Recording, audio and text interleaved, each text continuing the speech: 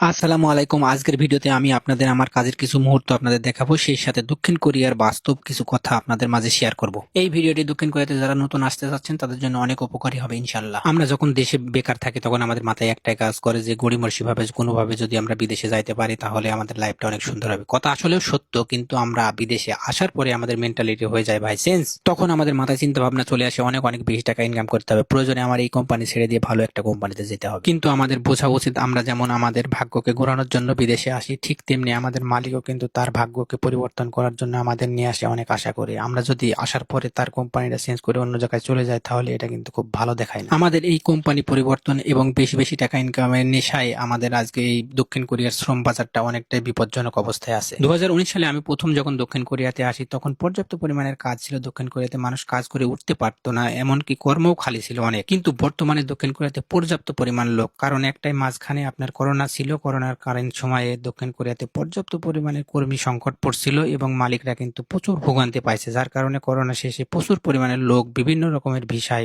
দক্ষিণ কোরিয়াতে ঢোকাইছে। বর্তমানে দক্ষিণ কোরিয়াতে কাজের অবস্থা খুবই খারাপ, খুব বেহাল একটা অবস্থা। আপনারা যারা দক্ষিণ কোরিয়াতে এখন আসতে চাচ্ছেন তারা সেই মেন্টালিটি নিয়ে আসবেন যে আমরা কম কাজ করব এবং কম ইনকাম করব। এই মেন্টালিটি নিয়ে আসলে আসলে হবে কি, আপনি আসার পরে আর হাই হতাশ হবেন না ইনশাল্লাহ। আর হ্যাঁ, আর একটা কথা বলে নিই, আমার কাজ দেখে মনে করেন না যে দক্ষিণ কোরিয়াতে সব কাজই এরকম। দক্ষিণ কোরিয়াতে কিন্তু অনেক হার্ড ওয়ার্কিং করা লাগে, আপনাকে জীবনের শ্রেষ্ঠ পরিশ্রমটা করা লাগবে এখানে, তারপরে কিন্তু আপনি টাকা ইনকাম করতে পারবেন। এবার আমি আমার কোরিয়ার লাইফ সম্পর্কে আপনাদের কিছুটা জানাই। আমি যখন 2019 সালে সর্বপ্রথম দক্ষিণ কোরিয়াতে আসি একটি কাঠের কোম্পানিতে, সেটা কিন্তু অনেক ভারী এবং প্রচুর পরিশ্রমের কাজ ছিল এবং সেই সাথে ধুলাবালিও ছিল প্রচুর পরিমাণের। এবার হয়তো বলতে পারেন আপনি কেন কোম্পানি চেঞ্জ করেছেন। আসলে আমি কোম্পানি চেঞ্জ করিনি, ওখানে অনেক ভারী কাজ করার কারণে আমার মাজায় কিন্তু পর্যাপ্ত পরিমাণ ব্যথা হইতো এবং প্রতি সপ্তাহে আমি মনে করেন যে মাজায় ইনজেকশন দিতাম এবং আমি মাজায় বেল্ট পরে কাজ করতাম। ওখানে 3 বছর কাজ করার পরে যখন একদমই আর হয় নাই, মাজার খুবই সমস্যা হয়ে গেছিল, যার কারণে মালিক নিজেই আমাকে রিলিজ দিয়েছিল। এখন আলহামদুলিল্লাহ আপনাদের দোয়ায় মাজা ভালো হয়ে গেছে, যেহেতু একটা খুব নর্মাল কাজ করি, যার কারণে মাজাটা অনেকটাই ভালো আছে আলহামদুলিল্লাহ। তো আপনাদের কাছে আমার একটাই অনুরোধ থাকবে, আপনারা যারা দক্ষিণ কোরিয়াতে আসবেন তারা এসেই কোম্পানি চেঞ্জ করার চিন্তা করবেন না। কিছুদিন আগে দেখেন, একটু কষ্ট হলেও করেন, তারপরে একটা চিন্তা নিয়েন। যদি